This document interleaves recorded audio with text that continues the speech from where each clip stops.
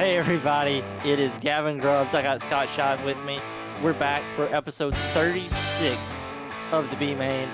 There's been a lot going on. NASCAR just raced at the Naval Base at Coronado in San Diego, California. There has been short track racing all over the place. Speaking of that, Scott, you had a wild weekend last weekend at Dominion with the car sport. I did. And it was so much fun. I mean, I guess let's get into it. So I graduated college a couple months ago, as most people know, and I'm trying to move up to North Carolina. I know. Let's go. I'm trying to move up to North Carolina, and to do that, I need a full-time job. So I've been applying for jobs, all this stuff. And so since then, I've been traveling to my normal gig at South Boston Speedway. And so it's really worked out. I've had some excellent people at Sobo. So I get the call from Blake McCandless on Wednesday, not week before race, or I guess Wednesday, like 10 days before race day. And he's like, hey, Eric's going to be gone. Would you be interested in calling the race at Dominion? And I was like, absolutely, I'd be interested. And I was like, I've got Sobo that weekend, however. And so I said I would need to talk with my team. So I went and talked with my boss and my producer and my partner, and we all got to chat. And I can't overstate how amazing my team at South Boston is, because immediately when I told them, they were very supportive of me, and that they obviously want me at Sobo as much as they can have me. Me and Kyle are their full-time guys, but they also know that I'm younger and that my goal is to one day be the lead commentator at the NASCAR Cup Series. And one of the factors, with whoever it is at some degree and some level. And so they want me at Sobo, they want to help me develop, and they want to help me progress through my career. And so I couldn't have a better home than Sobo, and especially with the racing we have, the way we do things, and the way we are professionally, and the way we structure our broadcasts. Like, there is no better place short track wise than Sobo. And there's no better team. And so they immediately were like, okay. My boss was like, okay, I will clear you to go do this. I will release you from your duties at Sobo as long as we find a replacement. So we spent the next 36 hours making sure that we could find someone worthy of our standard, because the normal guy, Chase Folsom, that covers in for me, was going to be at Pocono that weekend. So he was out. So we had to do a lot of searching, and all this time texting with Blake. I'm like, we're figuring it out, we're working it out right now, like doing all this stuff. And eventually, Thursday night rolls around, and we're able to work it all out, and we get somebody, and Brandon's like, okay, you can go do it. And I'm like, that's awesome. And so then, from right then, I start doing my prep work. And because it's once you do something new, it takes a lot longer. Everything at Sobo, I've got a big ground there with all of my notes and everything like that. So you just kind of build upon it. For Car Store, I was really building something from the ground up with how I do my notes. And so it took me a while to do that. I was working. And so basically, Wednesday comes around, and I decided to go ahead and drive up, just breaking up things and making it easier. I could have easily just drove all on Friday, been there at race day Saturday, drove home Sunday. But I had the ability, with not having a full-time job right now and just working part-time at my restaurant, that I can just kind of take off. And I'm blessed living here with my parents. As you can see, my childhood room, it's always messy. I'm blessed that they're helping me financially, so I'm able to just kind of take off and do whatever, because this is the dream I'm chasing. So anyway, I drive Wednesday night after working from here to Birmingham, from Jackson, Mississippi to Birmingham, Alabama. Stay there with my brother-in-law. Then Thursday, I travel all the way from Birmingham up to Dominion, which is an hour outside of Washington, D.C. Way up there. Yeah, way up there. So then I spend all of Friday at the track. I go and meet our producer, Dan Parisi, and I meet up with Blake again, who Blake and I have worked together before last year at the Sobo 200, and then we've known each other for about a year and a half now. So we text all the time and about broadcast stuff. So nothing new to see him. And then Adam Wellbrock from Langley was covering for James Pike, so he was there as well. So I spent all of Friday. I kind of took in the track. I actually didn't take many photos, Gavin, because I was so locked in this weekend. I took a photo of me, like a selfie with me and Blake, and that was it. I didn't take any photos of the track, cars, nothing. I was so locked in beyond another level. Like Sobo is, it's very important to me, and I do the best job every single time. But I'm more comfortable with it because I'm used to it, and so there's kind of a muscle memory there with the way that everything goes with the Cars Tour broadcast. It was all brand new, so I was making sure I wasn't missing a beat, like all this stuff. So anyway, Friday I was just kind of out there all of practice day, talking to drivers, getting extra stories, just building my notebook, things like that. It was fun. It's a cool track. It's really, really neat. Sunset is really pretty. The track is a good facility. Their building, Gavin, is insane. Like, have you seen pictures of the track building?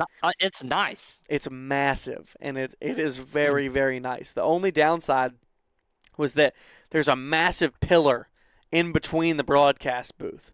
So we just go to one side of the pillar because it'd be weird if we were on either side of the pillar. It's just weird. But anyway, it's a very nice facility. So Friday was normal. Went to lunch with Wellbrock and with McCandless, and we just kind of hung out, got lunch, whatever.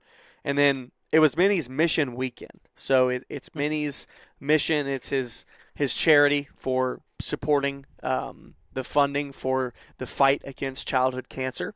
And so at 6 o'clock that night, he had a banquet, and he has for the past 4 years. This is Mini Tyrell. This is Mini Tyrell. Yep. So, and it was very, very neat. It was very cool to be there, to think about, this wasn't just a normal Cars Tour race. It was a race supporting a bigger effort in fighting the battle for against childhood cancer. And so it was very cool as a broadcaster to be able to highlight something so important. And so spending the night there at the banquet was really cool.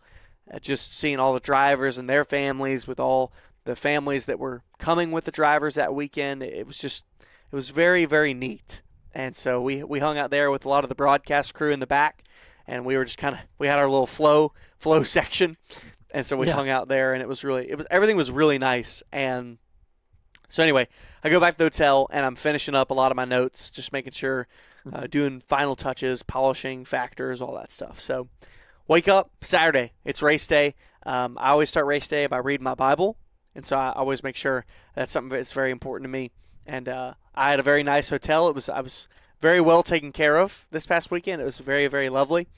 And so went out to the track about noon, because we had plenty of time. And we had a meeting with the broadcast team, talking about just going through the whole show, everything like that. Went down, talked to some more drivers, hung out a little bit. And then from then on, we just kind of waited in the broadcast booth and just hung around. Talked a little bit of storylines. Me and Blake were going over some stuff, but really, we just kind of waited until race time. And we had to do driver intros. We did a lot of pre-race stuff, just a lot of pre-race stories, things like that. We did qualifying, obviously. Everything went very smooth, very clean. But of course, all this time, I'm very nervous because I know that I'm good at my job, but I'm very humble about it, and that I have a lot to learn always. I've been broadcasting for 2.5 years.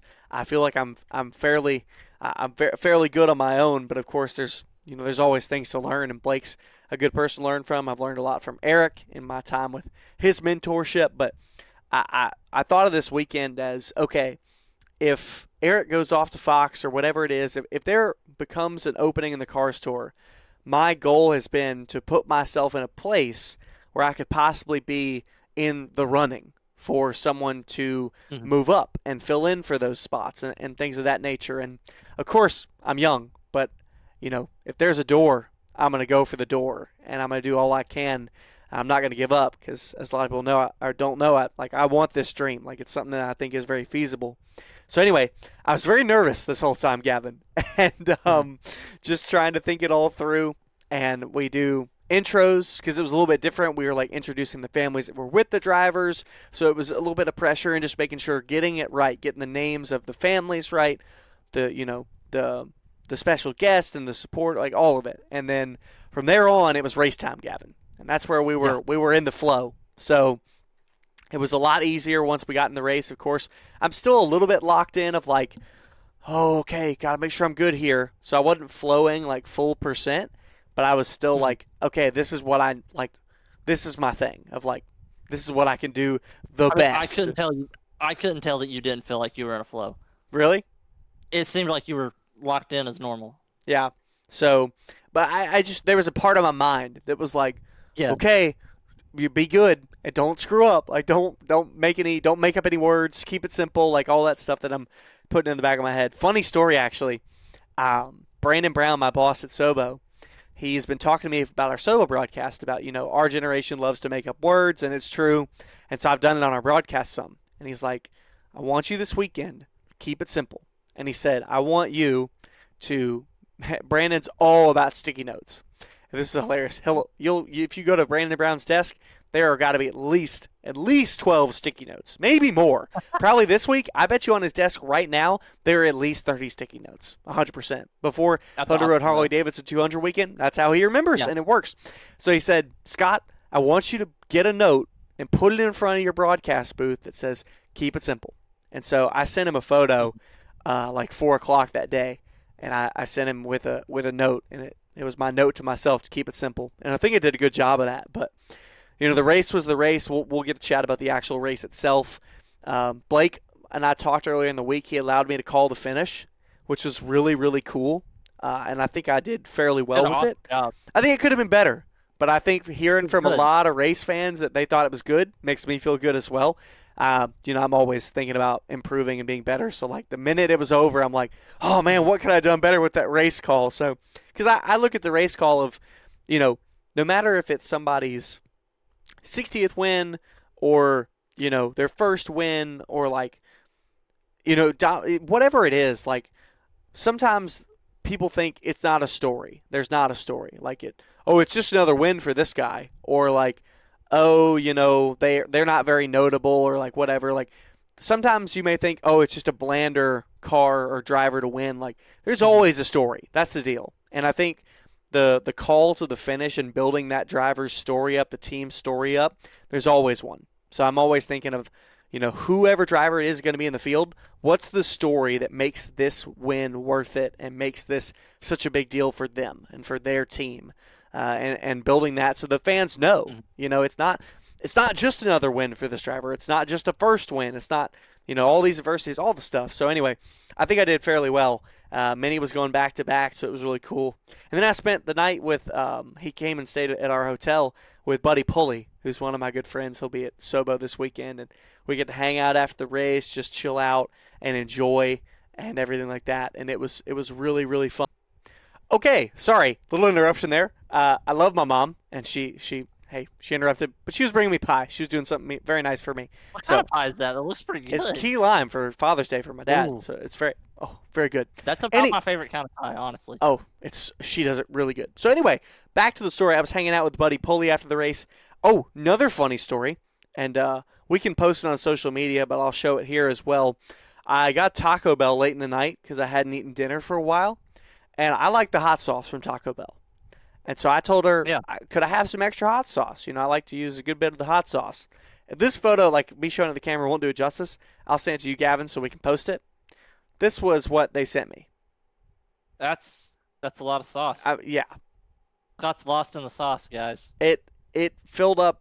It was probably 50 or 60 sauces that they put in the bag. One tour broadcast, and he's lost in the sauce. Dude, I love me some Taco Bell. I can tell you that, especially on a broadcast weekend where I'm driving, hauling. Oh, yeah. So, anyway, it was really good. I traveled back to Birmingham on Sunday and then made my way back to Jackson on Monday, and I felt very fulfilled. And I've gotten to chat with Eric Brennan since and Blake McCandless and our producer since, and they all told me that I did a really great job. And we're just hoping that, maybe the door could be open and I could do it again. But I think, for the first time, I think I did really well. But it was very fun. And it was my first Cars Tour weekend because since I'm down from Mississippi, I've never really been able to go. So my first time calling it was my first ever one to be at. But I mean, this. We've been fans of the Cars Tour for years, so it's not like I didn't know anything about it. I've been watching for years. I've been a fan, but gosh, I just love late model stock car racing, and it was fun. It was an unreal experience, and I tried every bit to take it in because you never get the first one again. And I mean, what a race too. Yeah, let's talk about it. I mean, while I eat my pie. Yeah, I mean, I'm just going to go back to that move there that Minnie Tyrell had. to take the lead. That 3-wide bomb there on a restart late. Insanity. Well, just throws it in, makes a hole. I mean, there's a lane there, but I don't think there's very many drivers in the field that would have even thought about making that move. And he didn't hesitate. He never hesitated. He just threw it in, and then it ended up working. Well, I think he was stuck in third place pretty much all night. I mean, he was up in second for a little bit, battling with Carson Brown. Nearly had it from the outside. They spent 10 laps side by side, keeping it off each other. Oh, my goodness. It was awesome. Carson Brown's on a heater right now. I was going to say, like, we'll talk about, just one at Slinger yesterday in ASA. He's 3 for 4. But he noted, when I talked to him at the Icebreaker this year, which was his one of his first time with Lee Pulliam, not his first time in a late model stock car, but he had very few starts. And he was talking about just there's such a big difference from the Super and the late model stock, which, I mean, there is. And so I think he's had some growing pains here for the first half of the season for the late model stock tour with the Cars Tour. But Dominion, he really came alive. I mean, put it on pole. And it's crazy. Yeah. Only driver to not practice on Friday. You want to know why? He was running somewhere else. He was racing ARCA at Pocono, where he finished third. Where he finished third, comes out on Friday, does 2 practice sessions, qualifies it on pole, and leads the most laps. And so Brown is that guy. He really is. He's won in ARCA. He's good in ARCA. He's no finish outside of the top 4 in his, I think, 4 starts. 3 out of 4 in ASA right now. Like, this guy is on top of the moon, and no finish outside of the top 20 with the Cars Tour, and I think only one of them is outside of the top 15 or top 10. Like, his stats are still really good in the Cars Tour as well. I mean, he's 4th in points now. So, I mean, he's just insane, and he's running the 200 this weekend, which Gavin and I will get to chat a lot about. I won't jump the gun on that, but he's proving. I think he'll get a win before the end of the year. And the Pulliam cars were really good as well, because Brennan Queen, for the past day and a half, he'd had the speed to win. And then, I mean, one of the biggest things that happened this race. Yep. So, I mean, and it killed him. And he was competitive still the whole night with a damaged race car. So, I mean, I am super high on his talent. He told Buddy Pulley after that when he hit the wall, it did more damage to the right rear. And so the car was driving way different. And so he said for the first handful of the race, he was having to relearn how the car wanted him to drive. Because it wasn't going to drive the same. So he had to kind of relearn how it wanted to drive and then implement that in the race.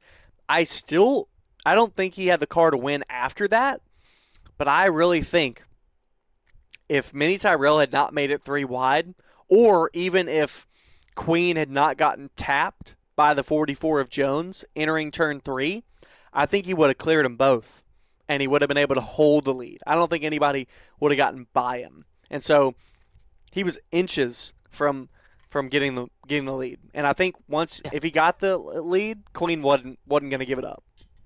No. But, I mean, that was just... I mean, it was a week ago now, and I'm still remembering some of the late laps in that race, just how competitive it was up front. Oh, yeah. And think about Jones. Honestly, what did you think of the incident between him and Brown? I'm trying to even picture it in my head right now. Because, I mean, this was 12 days ago. Well, yeah. It's ingrained in mine. It should be.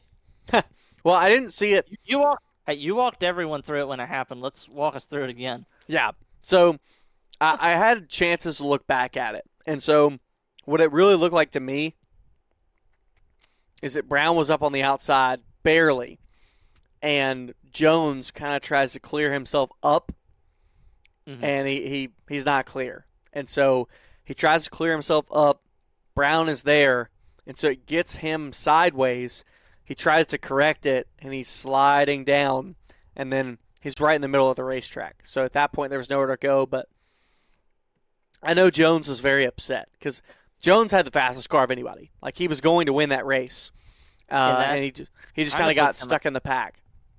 And now that we're pretty much at the halfway point in the Cars Tour season, not exactly to it, but we're in that halfway ballpark. He's kind of 50 points. I don't know if you can make that gap up now.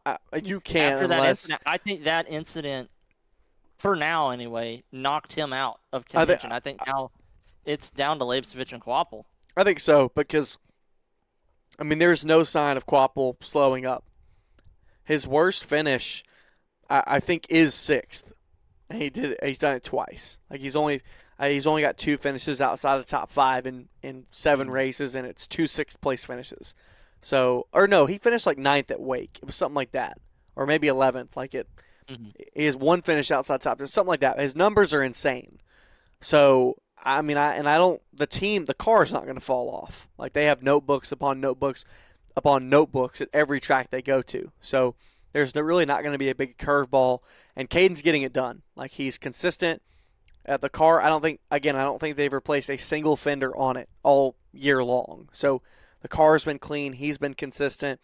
I really don't think, unless they have like 2 big DNFs, that Jones, which stinks because Jones has had a great year. Like, and you and I have had big flips of the tide with, I think we're supporters of Jones, and that so it sucked. Like, I hated to see it in the moment because I was kind of getting ready to call Jones to the win, and I was like, this is awesome.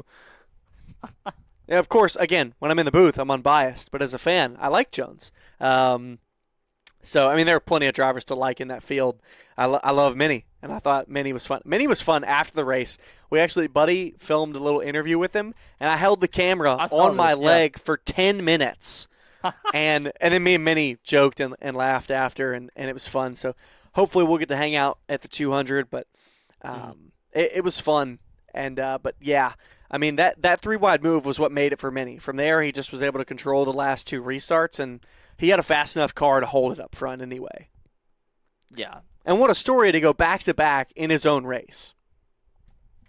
I mean, yeah. And also to have a race that is for a charity and a foundation, and he's, 20 years old? And he's been doing this for years. He's like, I think he's 22 or 23. 20. Is he? I think he's 20. Never mind. I think he's 20. I'm know. not 100% sure. Neither am I. Like, here. Well, I have it in my notes, actually. I'll tell you. We can be sure real quick. I can. You keep talking. Also, yeah. But no, it just how much that says about him and his character as a very young person to go out of his way already to have a foundation just helping other people. Like, I just think that's awesome. He will be, I guess, let me do my math. He'll be 22 this year. So he's 21. So he's 21. Gotcha. So, yeah, younger than me. I didn't think he was younger than me. I don't know why. For some reason, I thought he was maybe a year older. He's been around, but it seems like he's been around for so long. Which is like true. He's one of these guys that's been racing forever, even though he's young. Which seems like we have so many of those people now. Oh, absolutely. Like, it's funny because there's so many people that we'll talk about. And we're like, yeah, man, I've been following their career for 4, 5, 6 years. And you'll be like, oh, how old are they? And you're like, 19. It's just funny. It's kind of like how, the Truck Series started as kind of the veterans of the guys who either made it in Cup and then wanted to keep racing at a lower level, or guys who were older that couldn't make it in Cup but were good enough to do trucks. It was a veteran series. When the Cars Tour started in 2015, for the first 3-4 years, there were a lot of older drivers in it who either washed out of NASCAR or like whatever. And there were a couple young drivers here and there, but as social media has continued to ramp up and the Cars Tour has gained popularity, and especially when it was bought by Dale Jr. and Kevin Harvick and all them and that new ownership group, it has become more of like a, hey, this is a place to get you on the map. So a lot of younger drivers are looking at it as, hey, if I do good here, people at ARCA or like people at trucks will start looking at me, stuff like that, as what that used to be a short track thing of like, if you were good at South Boston, then people at ARCA might start looking at you there. But then once the tour came along, it's like, I guess you go back to the early 2000s, it would have been ASA. things like that. You would have ASA if you were doing ASA. that. Yeah. Right. So now the car store has kind of become that. ASA Sucker Punch with the stars is that a little, but they just don't get as much view, and I think it's largely because they're not in flow, honestly. Because Carson Brown is showing that, hey, I'm racing with guys like Ty Majeski and Steven Nassie and Bubba Pollard, and I'm beating them all, like legends of super late model racing, and he's beating them all Consistently. But the car store has become that, and so many. I think many really showed up last year, and then obviously won the Ram race for the seat. So he's focused on doing that. So it's just become a bigger and bigger deal for him. And hey, his 2 best finishes of the season in trucks are on road courses, which is hilarious, by the way. He's never run road ever. But I just think that speaks to his raw talent. And I think that, and they've played good strategy. There's definitely some strategy play there as well. But I think so too. I mean, I like the Ram team. I'm getting way off topic here. You know what? Let's sidebar this conversation. We'll get to it when we get to trucks. Yeah. So anyway, I thought the Cars Tour was a great race. It was a great weekend. You know, putting myself aside, like I thought it was a good race anyway. Like people talk about Dominion and it's harder to pass, and it was. But it wasn't that you couldn't make passes. I think there were definitely plenty of passes made. I mean, hey, Lapsevich did it again. Started back in 23rd, nearly went a lap down Gavin, and then he finishes up in the top 10. Yeah. So, and like a couple spots behind Kvapil. So, Lapsevich is that guy. He really is. No. There's a lot of talent there. And I just hated last year not being able to watch him all season. And so I'm so glad to see him back in a good car. I agree. But yeah, just great racing. You talk about those. The championship battle right now, pretty much Kvapil and Lapsevich. Another championship battle that's already a runaway, and we're only, I think, 4 races into the season. Over in ASA, you just mentioned it. Carson Brown's just absolutely obliterating everyone. Oh, yeah. And so ASA, I'm looking right now, they do not have their standings updated after Slinger. I assume they're just going to update it at the end of the week because they have another race. If you're watching this as it comes out, another race tonight at Madison. So, but he already had, going into a race that he won, he already had a 78-point lead over Kyle Steckley. Yeah, and that was where he got his first career win last year. And just back to 5th place, 123-point lead. Yeah. And, I mean, wild. Oh, 100%. Also, ASA only had 15 cars at Slinger. Yeah. I mean, the Wisconsin is far. I mean, it is, but I think you said it. There's locals in the northern Midwest, like around the Great Lakes. You have so many local drivers that come from there. I think that's where Ty Majeski came from, right? Carson Hocevar from Michigan. Like, there's so many good drivers up there. Eric Jones. I mean, going way back, Brad Keselowski back in the early 2000s. I mean, there's good drivers in that area, and there's always has been. So it's just weird to not see them show up and enter that ASA race, because it seems normally when they do travel in the South, the local drivers are there. I agree, and I'm surprised too. It was just kind of weird to see them do that, not have that many locals show up. It just kind of felt off. I think so. Was there a big UARA race or something? Not that I know of. Traveled up north, maybe some people in the South, or just travel distance, I guess. I don't know of any big things. And, you know, the interesting thing too is Slinger Nationals is right around the corner. So I'm surprised that drivers wouldn't, you know, Slinger Nationals, we're going to have 30, 35 entries. I'm surprised that some of them wouldn't come over, and even non-locals, and use this race as a practice. So I don't know. It's interesting. I'm surprised too. I wonder if Madison will be better at all, but I'm not sure. But I mean, there's not a fight for the championship right now. No kidding. Hey, you gotta show up to try to win, and you gotta do. I don't know if anybody can do it right now. It doesn't. I mean, Caden Kvapil, only one to defeat him so far, 1-for-1. But talking about Carson Brown, think about his week. Won yesterday at Slinger, The race on Tuesday at Madison, and then he's racing in the Thunder Road Harley Davidson 200 this upcoming Saturday at Sobo with the Virginia Triple Crown. So what a week of racing for Carson Brown. I wonder when does he go to school? Is he just out of school? Well, I guess it's summer. I'm not sure. It's summer. It's summer right now. I'm dumb. I'm dumb. Most of these kids are homeschooled anyway. Yeah, I mean that's fair. But yeah, it's summer. Yeah. It's summer, Scott. I know. See, well, it's non-existent to us now. Yeah, you've been graduated not even a month. I've been graduated a year and a half. I don't think about school. I don't realize it's summer. That's why I don't realize when it's summer anymore. I know. That's why I just realized, because right now, yes, I don't have a job yet, and I'm out of school, so it is summer. But I'm working. I'm prepping for Sobo. I did the Cars Tour stuff last week. I'm working at my restaurant. I'm applying for jobs. I'm doing a lot of things. So it just feels like another day. Because also, I only took one class last semester just to have fun with my friends. So that was kind of the same feeling. So anyway, but do we want to talk about the 200 this upcoming weekend? Let's preview it. You've mentioned a lot of names who are going to be in it. And we talked about it before we recorded, but I just want to run through all of these names again. Because remember this conversation that we had back in February where I said, I am not that excited for late model stock racing this year. Well, the last 2 weeks have turned it around for me.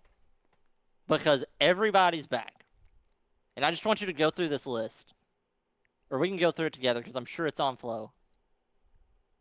Yeah, I guess they would have posted one by now. But, I can look at – yeah. I'm looking at our entry list so far, just what we've posted. Let's see. So, let's go with the Sobo regulars. Let's go with Peyton Sellers, Bobby Mack, Trevor Ward, Landon Pimbleton, who have all been dominant this year. Those are the 4 top winners right now. Lee Pulliam, he's won this year, and he'll be back making his first start in quite a couple of years. I got to get the numbers on it. Don't worry, fans. I'm going to have the numbers, but come race day. But he's won 6. He won 6 in a row from 2011 to 2016. So, and he is Mr. Sobo, if you were to say, of the modern era. So he's back. Brendan Queen is coming. He's won the Hampton Heat 3 times, never won this race, but Lee Pulliam is always strong there. Carson Brown will also be there. Connor Hall, he's back-to-back. He's won the past 2. He's racing with Nelson Motorsports again. Let's see. Who are some other big hitters? Landon Huffman seems to always find some good speed with Sobo. It doesn't always turn up the best for him. Let's see. Trey Cruz, he's going to be with RNS Race Cars. I think he'll be a story to talk about, someone to talk about. Who else? Tate Fogelman will be there. Donovan Strauss, Carson Lofton, Minnie Tyrell will be there. We've got so many big hitters that are coming out to play. There's going to be guaranteed of drivers that show up. There's already going to be 7 that I could see winning easily, or not easily, but have good speed. In Sellers, Ward, Pimbleton, Pulliam, Butterbean. Let's see, who else? Who was I thinking of? That's only 4. Oh, Hall. Carson Brown. Carson Brown. Is Connor Jones? He could probably win. I wouldn't say Connor Jones yet, just because. Okay, he's not on there yet. I wouldn't say that yet. There's more things I want to look at and think about. He's not. I don't think he's racing. Okay, so you said your locals. Did we say Caden Kvapil? No, but I put him up there. Okay. Because Junior Motorsports won it last year with Hall. Yeah. Trying to think of other really good cars. Caden Honeycutt. Caden Honeycutt. He won our Crush 250 last year. He won the Cars Tour at Sobo last year. He's gonna be good. He won he dueled up the Ace weekend when he won trucks in ARCA at Watkins Glen too. So, there are so many drivers. We mentioned that. Many. He won the pole last year in the Cars Tour. Would have won probably if he hadn't gotten in the switch up with McKee. Excuse me. McKee, is he going to be there? Not that I know of. He has not been doing a lot of late model stock car racing here. I have noticed that. Just mostly the Super and ARCA. He has not run the Cars Tour at all. He's not run any local stuff at all. Like nothing. Like he's not running late model stock. Oh, I'm looking at it right now. It just popped in my feed. Flo posted it, and I'm not really surprised. Corey Heim winning yesterday, and we'll talk about this more, but he won the 2022 Thunder Road Harley Davidson 200. So another graduate from South Boston in one of our big events. So got to wonder who will be next. But, yeah, I mean, there's a halfway break at lap 100. There's money to be paid out at lap 50 and 150. But there's only the one halfway break. What do you think? I mean, qualifying is going to be important, but it's a long race. There will be time that you can move. Yeah, but I mean, you're going for money at the 50 lap and at the 100 lap. If you're getting a break, I'm assuming they're going to let them throw more right side tires on or 4 more tires. So I think you got to go from the drop because South Boston, like you say, it's allergic to a bad race, but it can be tricky to pass there. You can do a good job pinning the car to your inside if you get on that high line that is a little bit slower in the corners, but you can pin them on corner exit. It's a skinny racetrack, so I think you got to go, and you have to take every opportunity you can. I mean, I think even though it is that 200-lap race, you have to act like it's a 75-lap race. Yeah. Well, and I think, and we've had 225 lappers this year, and so we've had a little bit of a sniff of what it might look like, and what is it? Our one in the middle of April ran flag to flag. It ran fully green, and then we had a couple cautions 2 weeks ago in our most recent race in the 125 lapper, but guess who they were won by? Who? Ward and Sellers. Ward and Sellers. They are going to be very difficult to pass, especially if they start up front. Like if Sellers, his first win this season, he was a 7th place car. He put it up front, and he stayed there. That's something that Andrew Grady talked to me a lot about early in this season, and I think he still feels this way, that there's one thing about Sobo that you cannot replace with anything, and that's experience. And that Sobo is just a whole different animal, and most likely it's drivers that have experience there that we'll see up front. That's why I think I'm going to look at Sellers, Pimbleton, and Ward, Pulliam, and Queen, as well as guys like Connor Hall, and there's one other I keep forgetting. Keeps dropping out of my head. There's a lot of names. There's a lot of people to be named, but we've got 47 entries, so like there's going to be an LCQ. There will be people that don't make this race. Mm-hmm. So and by the way, Gavin, anyone that doesn't make this race is not eligible for the Virginia Triple Crown Championship with $20,000 from Flow Racing. So you got to run all 3. It's your average finish of all 3. So only 40 drivers at maximum have the opportunity to race for that $20,000 come Martinsville. Yeah. Man. So it's going to be fun. If you're not, qualifying is going to be wild. If you're near Virginia, North Carolina area, Sobo this Saturday, qualifying is going to be insane. Like it's going to be a fun time. And if you're like me and you're halfway across the country from South Boston, Virginia, turn on Flow. Turn it on. So it's going to be fun. Let's catch up on some dirt. I think we said it. Races really kind of just happened this week. I mean, some big races. The High Bank Nationals at Huset's, World Outlaw Sprint Cars, they paid out, I think, right around $500,000 to the winners in a 4-day stretch. Wow. That's crazy. And we've had this conversation before. Like, could you, as somebody who's at South Boston, could you wrap your head around South Boston saying, all right, we're going to pay out $500,000 this weekend? Oh, every late model stock car driver that ever existed would show up. Exactly. And so I just love it. Like the summer stretch for sprint cars when there's all of these huge races going on. So you have the High Bank Nationals at Houston. That's $300,000 to win, $150,000 the first night. You have the NARC Super Dirt Cup back at Skagit. That's $100,000 to win. You're gonna have the Knoxville Nationals coming up. I think that's $300,000, maybe $200,000. The Kings Royal coming up. Joker's Jackpot coming up. 6-figure races, and then the Gold Cup out in California too. So many 6-figure paydays for these dirt sprint cars. All going to happen here in about a 2-month span. It's insane. I mean, it's a different level. It's one of my favorite parts of the year. But Buddy Kofoid won the first night. It was a non-points night. Took home a nice little check. And then night number 1 of the High Bank Nationals, $150,000 to win. Buddy went flag to flag, 40 to 40, 40 of 40. And he has pretty much claimed this track as his number 1 track on the schedule. I think when they go there, everyone has him circled as the car to beat, that 83 car. And Sheldon Hodenshield got up to P2, just couldn't quite get to him. Other young drivers had some really good runs. Ryan Timms, 17 years old, Dason Persley, and Emerson Axum, I think they're both 21, all in the top 8. And with, Buddy's 23, maybe 24. So you have all of those 4 drivers under 24 years old all running up front all night long. So I love seeing that. And David Gravel and Sheldon Hodenshield did not like seeing that. And on the $300,000 to win Saturday night, David Gravel went out and just cleaned house. Yeah. He said, you kids, you're going to have your fun, but when the big check comes out, $300,000, I'm going to get it. And that's what he did. Yeah. I mean, he is a champion for a reason. Yeah, 2-time champion now, and looking to have that 3rd championship. I'm looking at points right now. 80 points back to Carson Macedo. Buddy's got it back within 100 points. Leads down to 96. But you got to think, Buddy and Carson Macedo both have 1 less start than David Gravel, and they're within 100 points of him. Huh.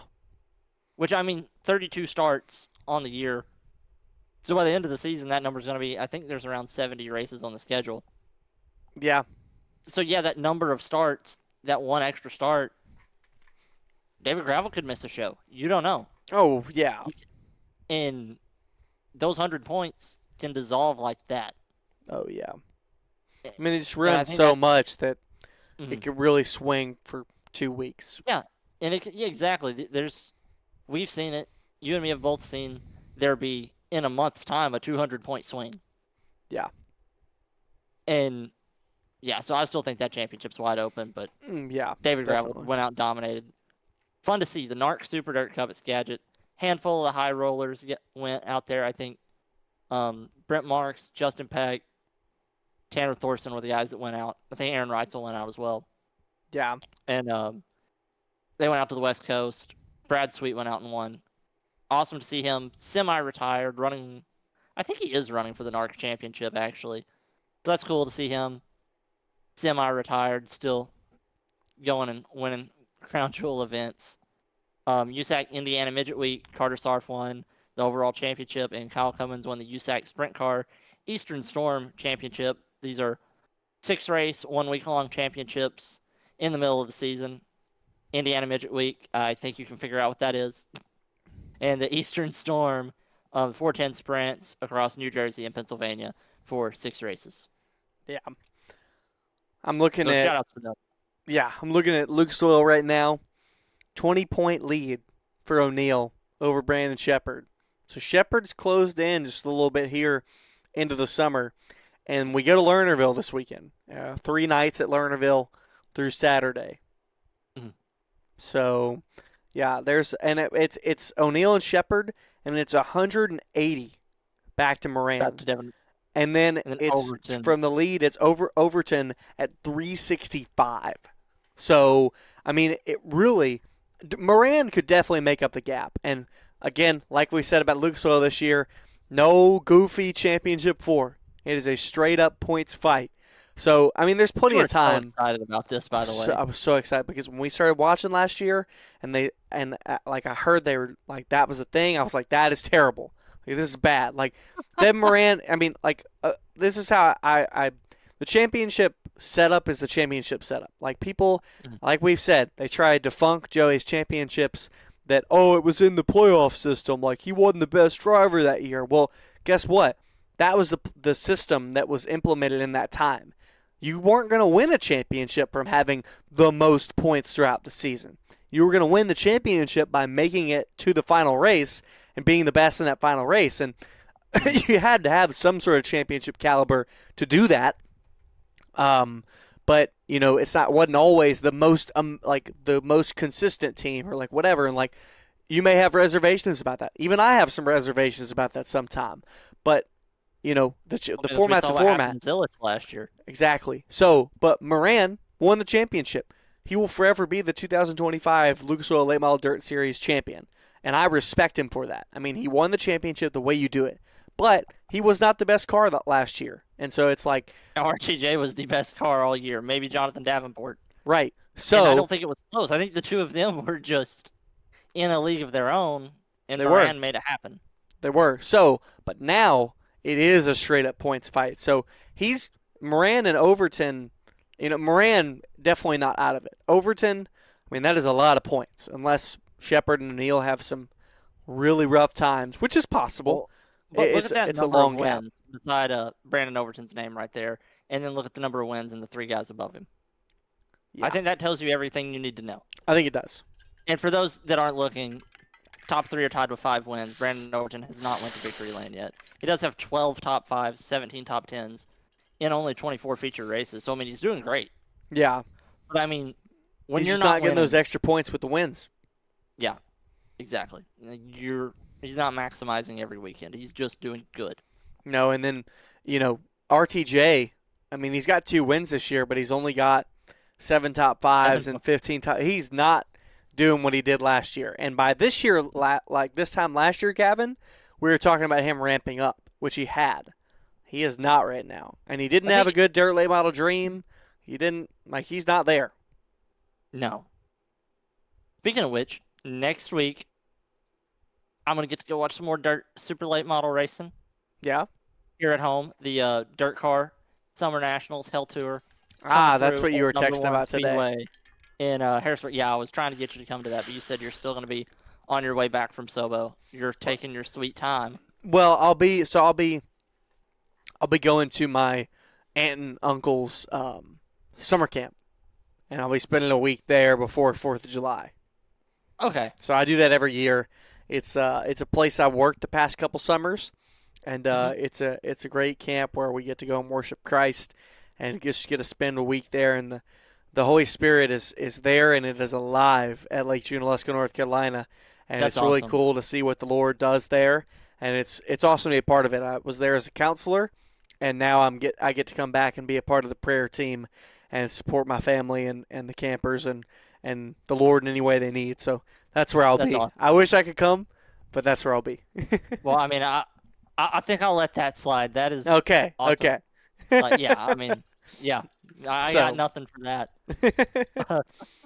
You want to do Badass and Bonehead before we move on to NASCAR? Let's do it. You start. Since our dirt was a little unorganized, but I'm still gonna let it slide. You're a busy guy. I am. I'm so sorry, fans. Like, I want to be doing my dirt and stuff. I'm gonna keep saying it. To keep myself accountable. Well, when you have 5 major series sanctioning bodies all running 70 race long seasons, it's kind of hard to keep up with. It is. I mean, those guys are. I mean, we talk about the long hours and these guys being road warriors in short track racing or even in NASCAR. Dirt guys at the national level are built different. Oh, yeah. Because there's a lot of them that are driving their own. They're driving their own hauler. Oh, They're driving their toter home, pulling their own car, driving from South Dakota to Georgia to Pennsylvania to take. Like, they're all over the place. Yeah, I could never. And they're not. They're doing it. I travel a lot, but they travel way more. Like, I could never have the life of a trucker just because I can't be on the road that much. I don't want to be on the road as much as I am right now. Yeah. But I'll start off with Badass.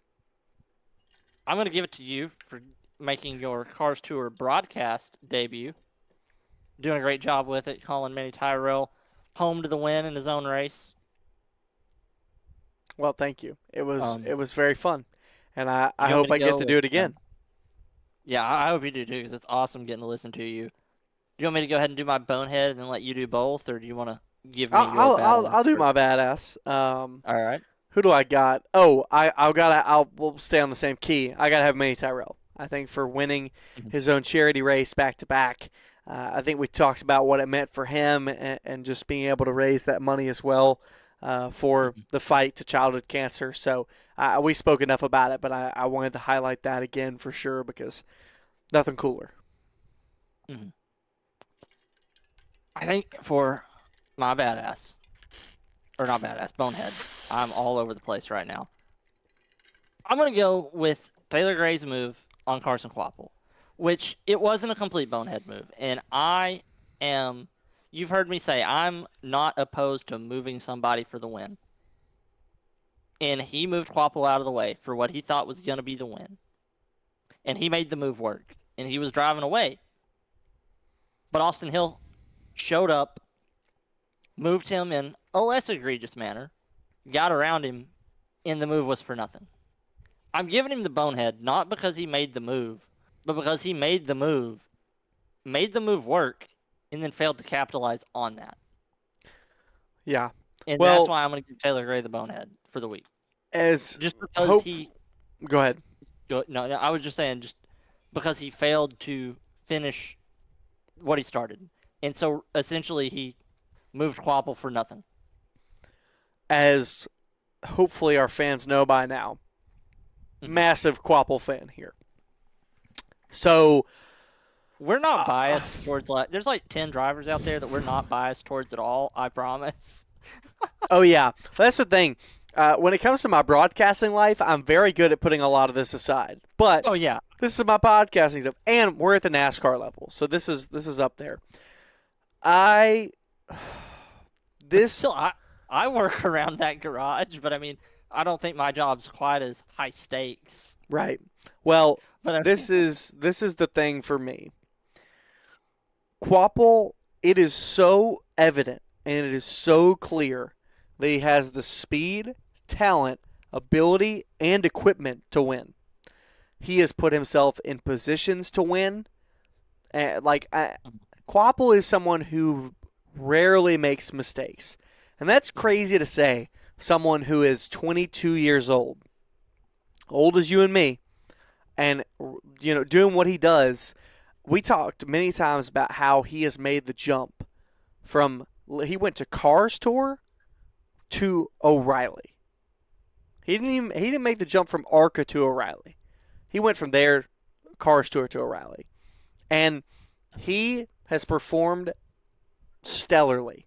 It really has been. The win is the only thing he's missing. I think Carson, at the minimum, is someone who could have a illustrious career in the O'Reilly Auto Parts Series. I think he just has to get that win.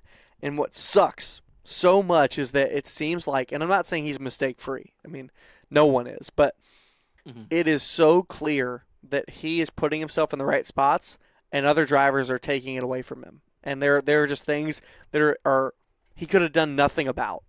Maybe he could have saved tire better to not put himself in that position with Gray. I have no idea. But from what it looked like to me, Gavin, Gray just overdrove the corner. I mean, he just drove in too deep into turn 12 and got Kvapil in the wrong spot. Some part of me doesn't even think he was trying to move him for the win. I think he just drove it in too deep. And it just sucks because I'm like, I want Kvapil to win so badly because I think at the minimum he could fulfill a strong career at Junior Motorsports. And I don't want people to throw him by the wayside and throw away his talent, which is way up here and should be heavily respected because he hasn't gotten the win yet. Because it sucks. Yeah. And I know that pressure is building upon him. I can't even imagine. And so it's like, I believe when he gets that win, a weight of 1,000 pounds will just fall off his shoulders. But I fear a situation of him not getting a win, not because of his own ability of like this, and the can getting kicked down the road or him falling out of NASCAR because of this. And it hurts because I listen to interviews with him. Like, this is a guy who is just a good all-around dude. Really. Like, he doesn't freak out on people. He has a good personality. Like, he's not extravagant by any means, but he's a nice guy. Racer. He's a racer's racer. And I want to see him succeed so badly. And it is gut-punching when stuff like that happens. It's just, I mean, yes, he was slowing down there at the end, but I think he absolutely would have held off Gray. Like, I think he would have held him off on the outside, and Gray wouldn't have been able to get past him. No. So, it sucks. Yeah.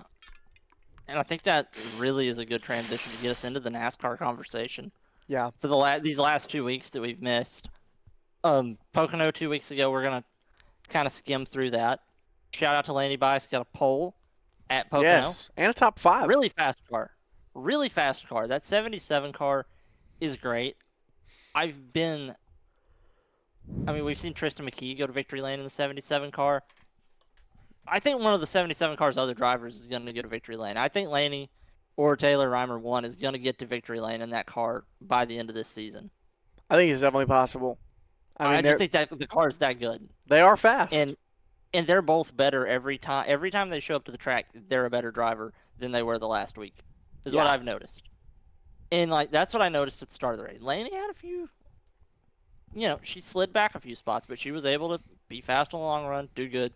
18 car is the 18 car, wins the ARCA race. That's pretty much all that else happened.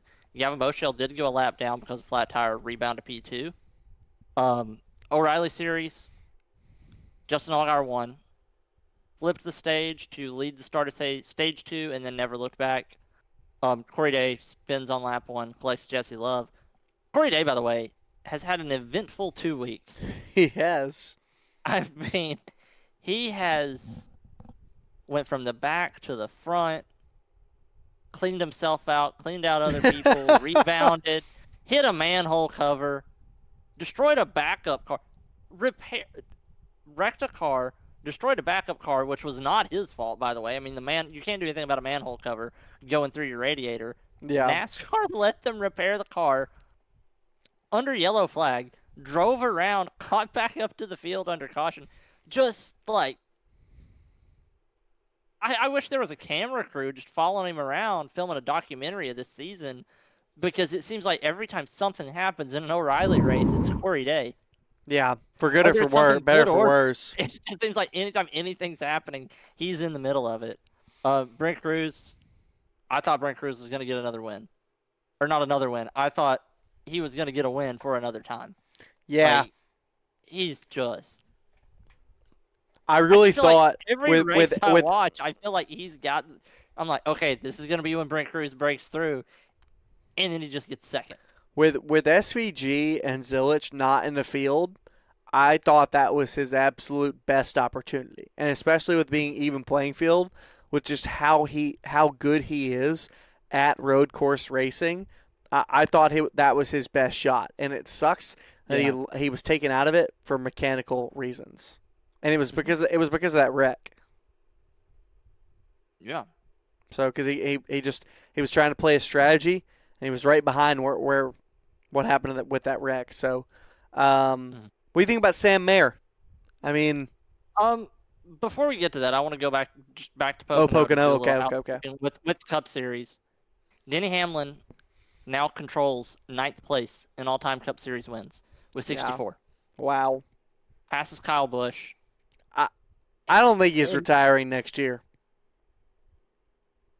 I think, you know what I'm going to do? If I'm Denny Hamlin, you know what I'm going to do now at this point? Race it out until you pass Dale Earnhardt. I think race it out until you drop off. Just don't stop. Just keep going. Just keep going. I agree. I mean, as long as it's good with his family, as long as he doesn't feel like he's losing time with his daughters and his wife now. Like, I mean, if your family's okay with it and you feel you're not losing time with your family. I mean, at Denny's level, the only thing that would stop me is family.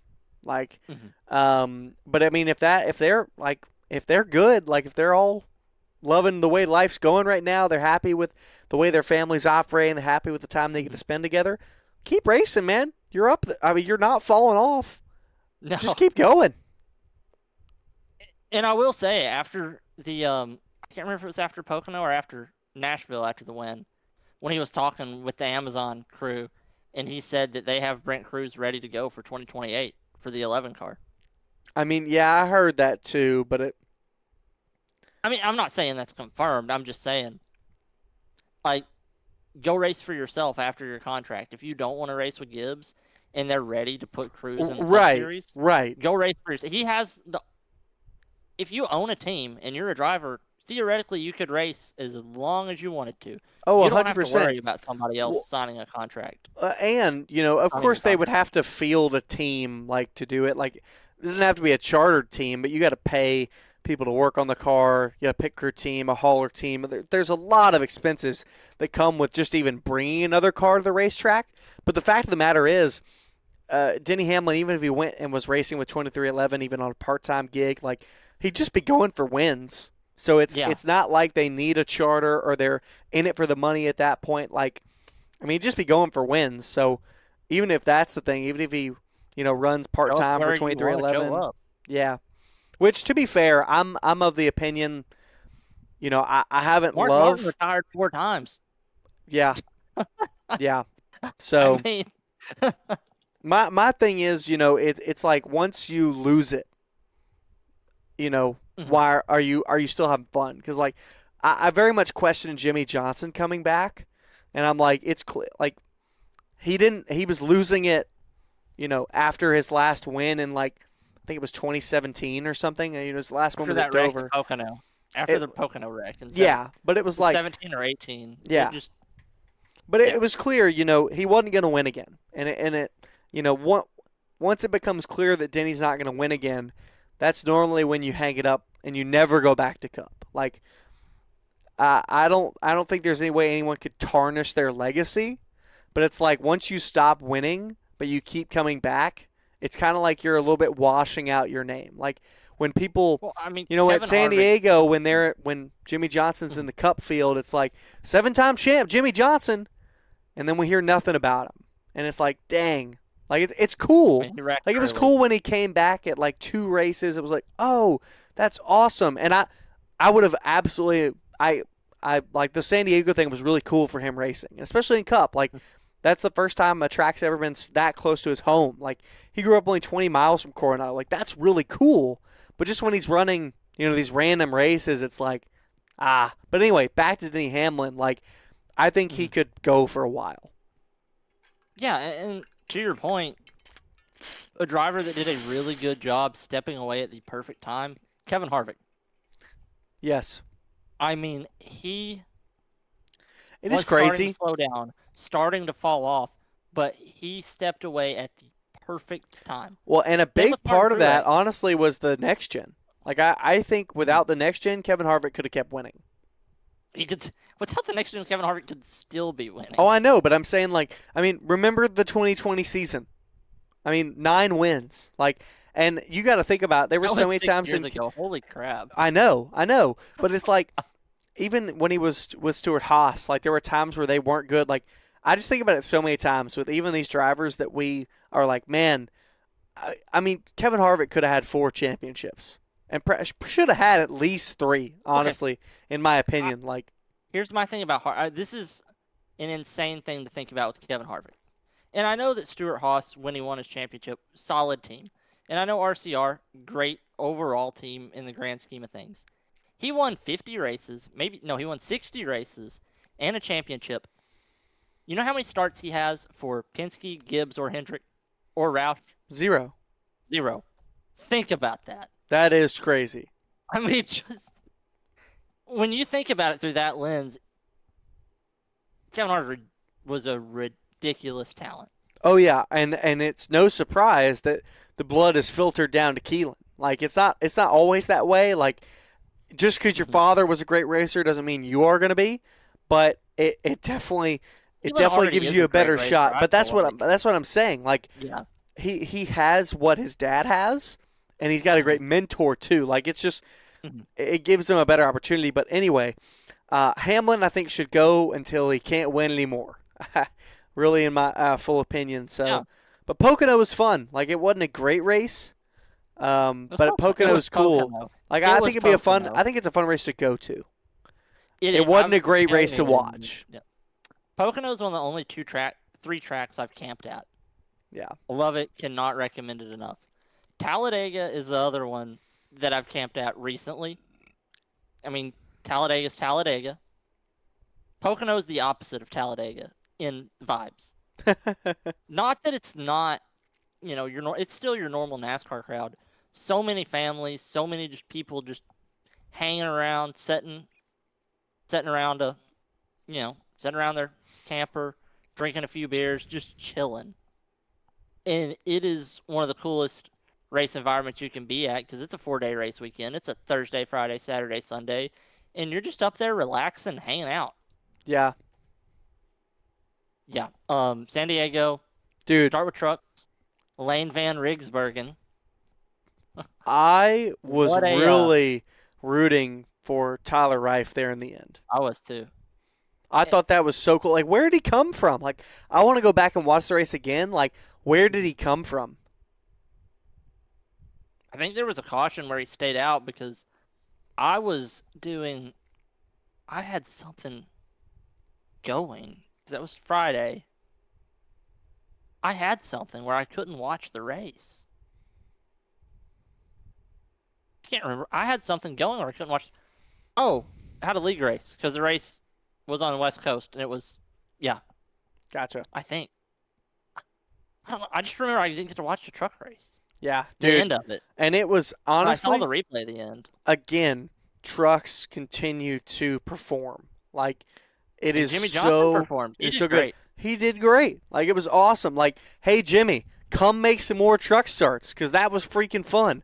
I hope he had as much fun as we did watching him. Like, that's one thing I love. Like, I hated that it didn't go well for Jamie Mack, and I think part of it was because he was in the Ram truck. And Tricon's obviously the best truck team there is, so big difference in equipment there too. But I love when these retired drivers come and race in the truck series. Like, I love it. Like, I want to see more. It's the most like the Gen 5 and Gen 6 car. Yeah. Because the truck series, the current body style chassis platform that it's on, really hasn't had a major update since the mid-2010s. Yeah. And I think that's why it's so comfortable and natural when Jimmy Johnson hops in it, or like Tony Stewart came back and hopped in it, or any of these guys just are like, hey, I want to go run it. So they hop in and do it. Yeah. And it just works for them. Yeah.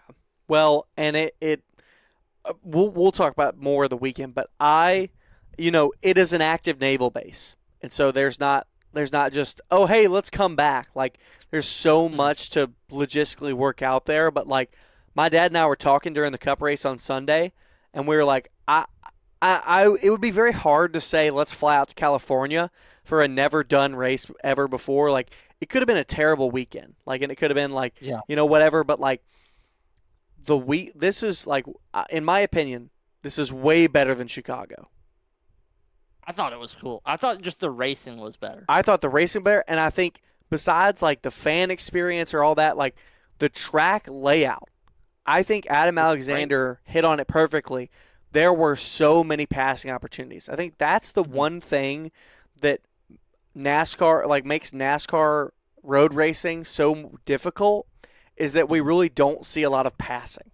Because there aren't many opportunities to pass. Like, you might be, you can see it in a lot of different sports, and I think a lot of it has come to do with aero. Like, I mean, even in Formula One, it's hard to pass in us. But specifically talking about NASCAR, I think the reason a lot of people don't like road racing when it comes to NASCAR is because it's hard to pass. Or guys like SVG, which I think it's really cool to watch SVG go out and win, even if it's, like, expecting that. Like, I think it's just so cool. There's always stories, but, like, I thought this track was the best road course I've ever watched when coming. Like, Watkins Glen is Watkins Glen, and I think it's great, but it's still hard to pass at Watkins Glen. We saw so many drivers finding places to get runs, make little bumps here and there. Like, I watched it like you'd watch an oval, and that there are passes everywhere. That's the biggest thing that stood out to me, Gavin, is that it was so raceable.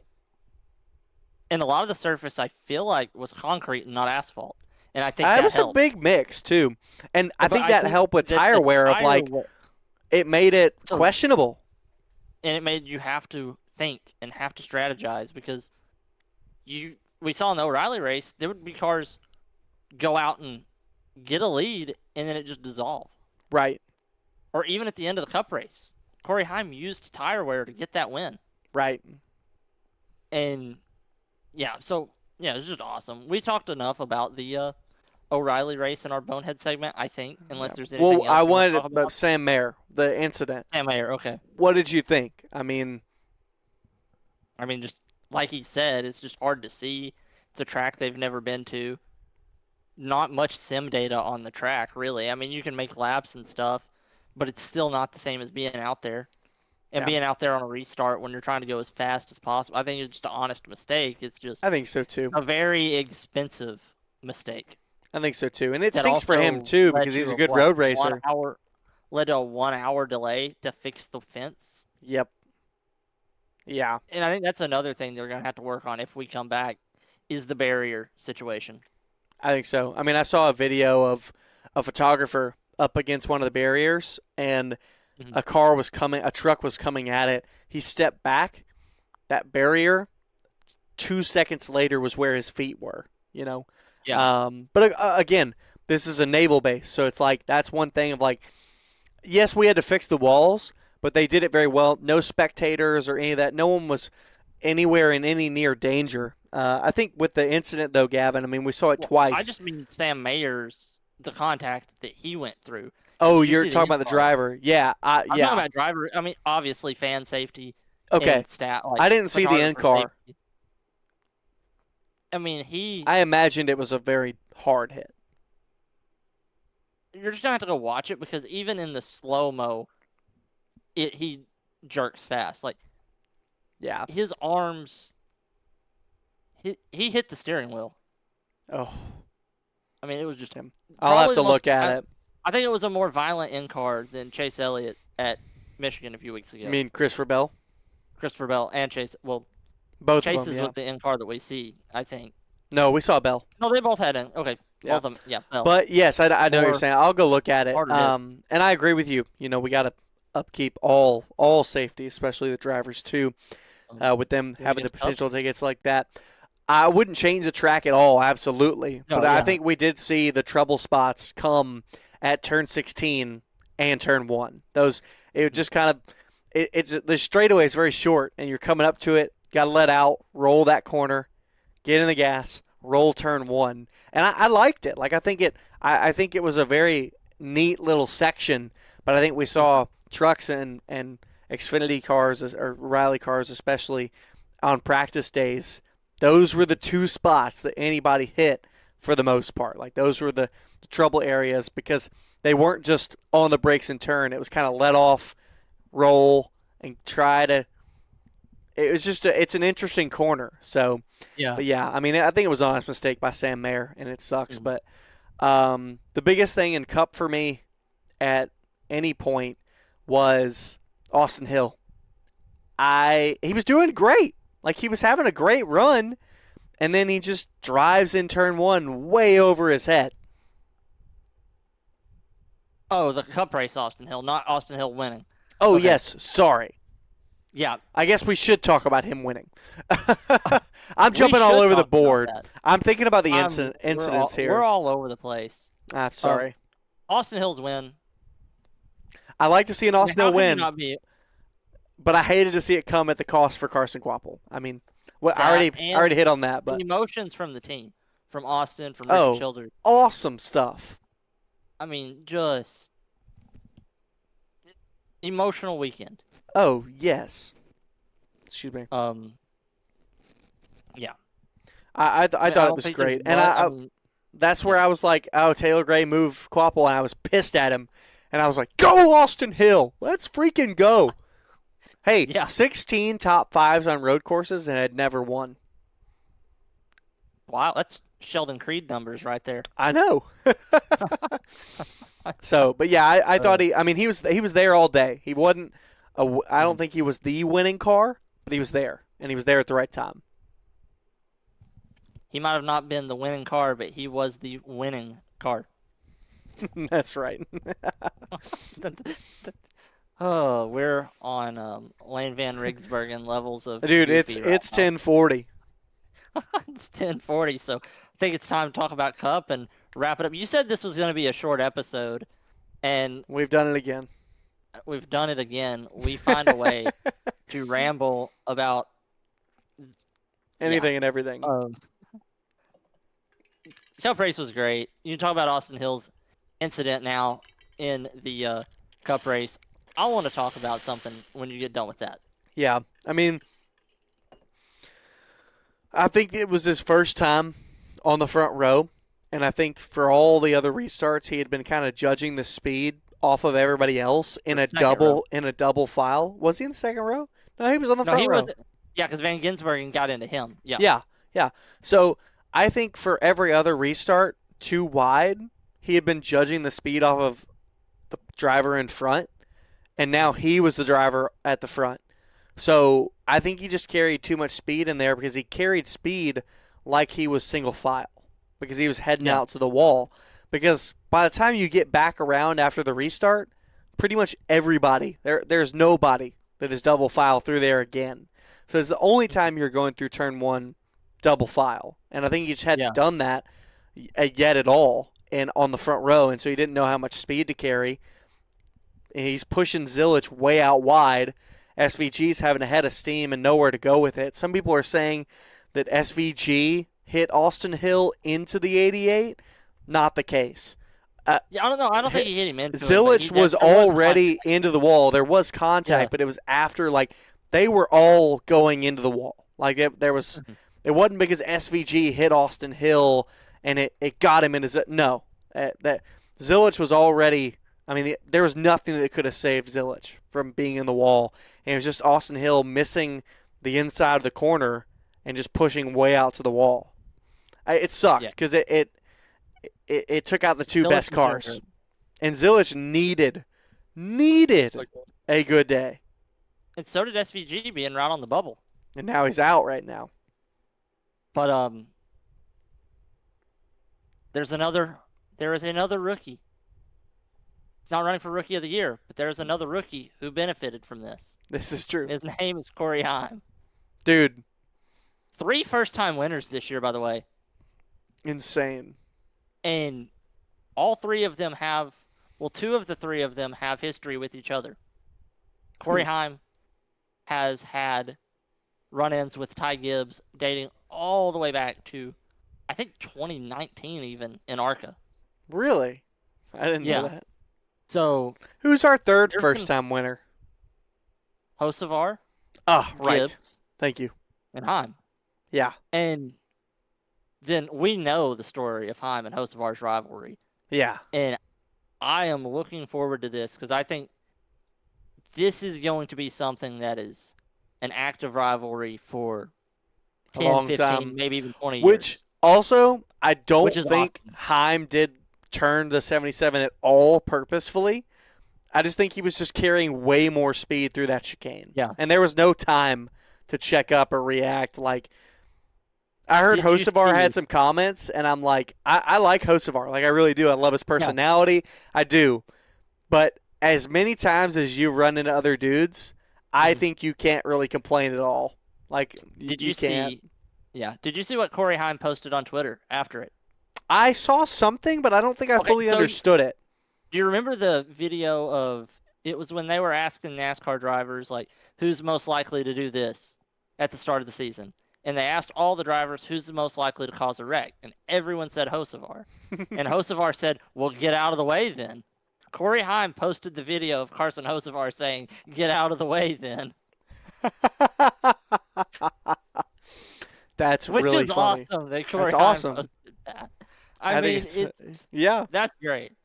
I thought it was great. I mean, really, and he did everything on speed. I think he was going to get around Reddick anyway. And how well he was able to manage his tires too there at the end. Yes, I said it earlier when we were in our league race. I think Corey Heim's development has been near perfect, and just not rushing him into things. Yes, it's taken time. But I think you've talked about it so many times when drivers come into the Cup Series at 19, 20 years old, and it takes them, the 3, 4, 3.5 or 100 starts or something till they really start kicking in. And I think that's true. And I think drivers that have that like Hocevar was supported enough by Spire, and Gibbs has been supported enough by JGR that they were willing to accept those growing pains, and it's paying off for them. But I don't think there are tons of drivers that are going to be given 3 years and have not won and say, we're going to keep going with this. I think Heim is in a perfect spot, or could show drivers what they should maybe try to shoot for if they have any sort of deal in choosing. Like, I think when a Jesse Love situation comes up, which I think Jesse could be ready, could be not, who knows. I think when you get a call to move up to the next series, you really can't say no. You really can't. Yeah. But I think if in any way, if you're a driver or a team and you have affiliations or whatever it is, like if you have any sort of sway or any sort of something, like if you're Toyota, if you're Chevy, or if Ford getting back into development, this is really probably looking upwards from a more of a management perspective. If you see a driver with talent and you want to hone their success, Corey Heim is a prime example of having him full-time in certain things, giving him snippet starts here and there in the thing at the level up in proper timing, and getting him used to that and the new competition, different cars, all that stuff, like especially with the next gen now. I think at any time, Gavin, I think we see drivers that are younger struggle with the Cup Series because no matter if the car was exactly the same, the intensity, the driver, all of it's different. But now you put a new car into it as well. It's a whole lot for a new a driver to learn something, honestly, completely different than they've done their entire racing career. Yeah. And so I think, it's so different. Yeah. And so I think Corey Heim, it's been near perfect in that he's had his truck seasons, he did some O'Reilly stuff, and he's done Cup Series here and there, and letting him learn the 7th gen car and get comfortable with it while not having the pressure of being full-time and not being like, oh my gosh, this is all that matters to me. And saying 2311, and Denny Hamlin did an interview, he said, we set goals for him and just these little things, and that they're giving him time in a great way and not throwing him in the deep end. And some drivers may say, oh, well, you got to get thrown in the – some people may say whatever. But I think his development has been near perfect and should be what teams and manufacturers and any of that, I think that's what they should look at and say, okay, this is a process we need to take forward because it clearly worked well. And, of course, Corey Heim has amazing talent.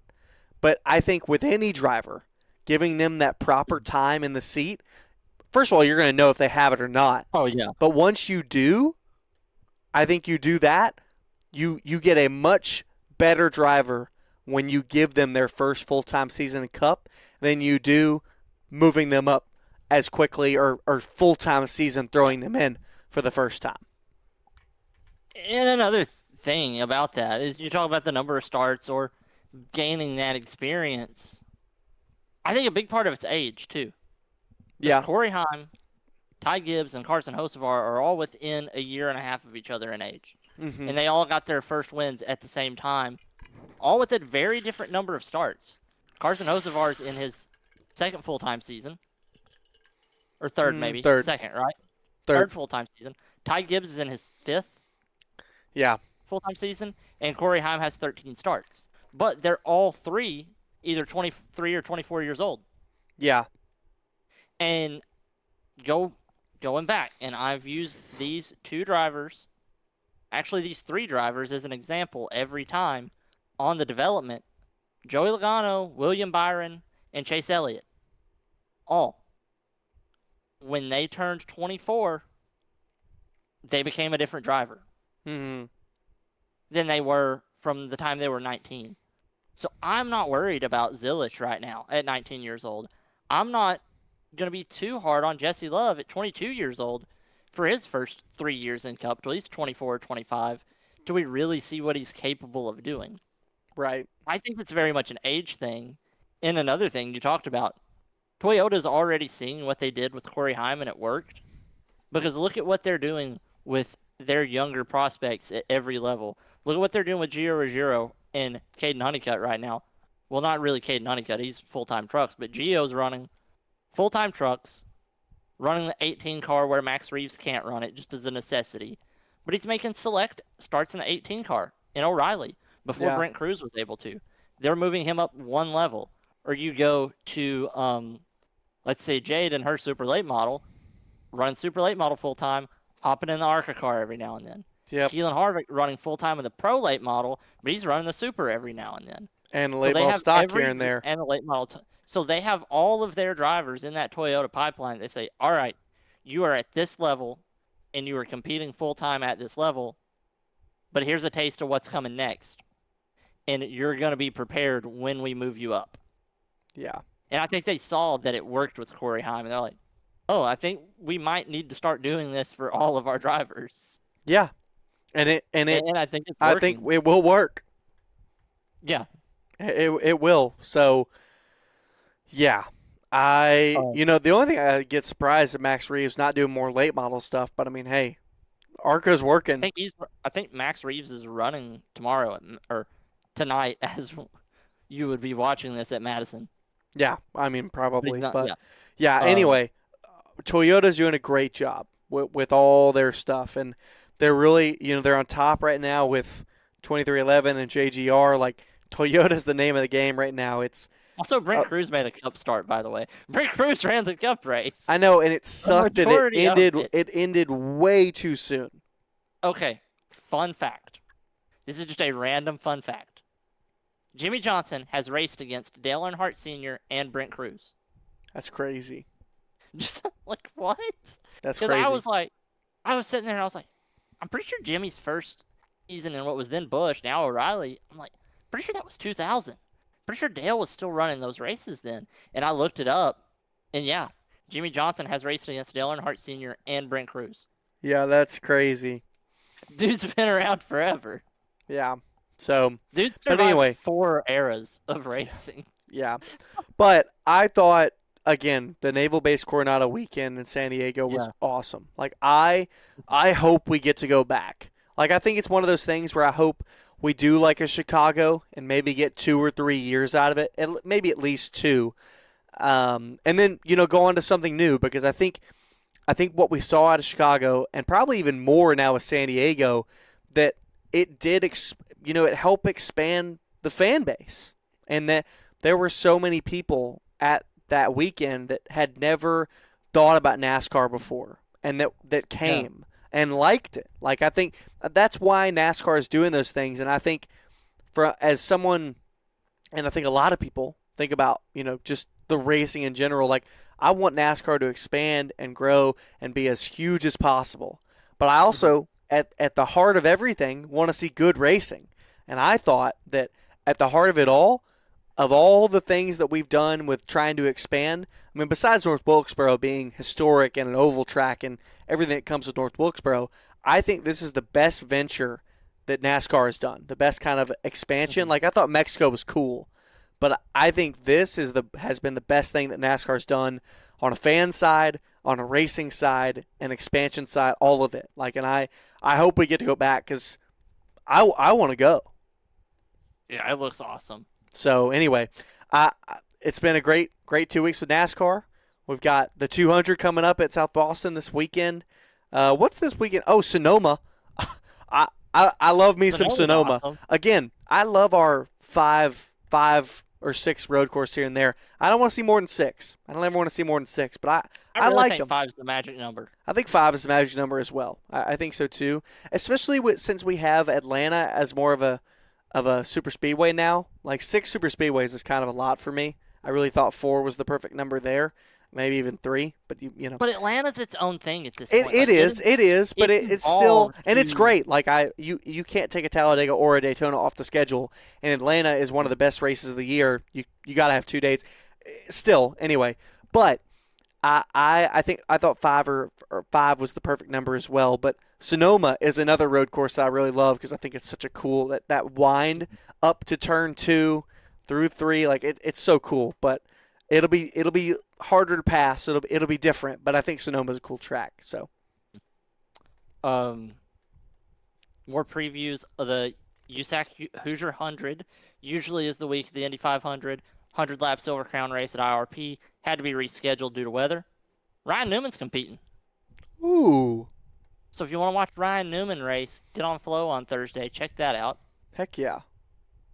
I mean, I know he runs a lot of tour mod races between the Smart Tour and a handful in the Wheeling Tour, but I mean, Ryan Newman's one of those guys we talked about. Anytime any of those old Cup guys, we say old, drivers that we watched as kids race, you want to tune in. Oh, yeah. So it's going to be cool to see that. Trying to think of what else is going on this weekend. Other NASCAR at Sonoma. There's got to be something I'm missing. Lernerville, Lucas Oil. Lernerville, Sobo. Yeah, so a lot of good racing. Man, I think we really did cover everything. We did, and we're right at our hour 30 minutes, pretty much as usual. Of course we are. Well, thank you, fans. Yeah, this is a fun episode. We'll be back in 2 weeks. Hopefully going to have a guest. Hopefully. Keep our fingers crossed. Gavin and I are working on things. I think once I get a job, things are going to be a lot easier. Yeah. So we're going to hope and pray. Also, yeah, hope and pray for Scott's job search in the Virginia, North Carolina area. Yeah. But podcast episodes are coming. Do not worry. Yeah, and yeah. See you in 2 weeks, everybody. See you guys.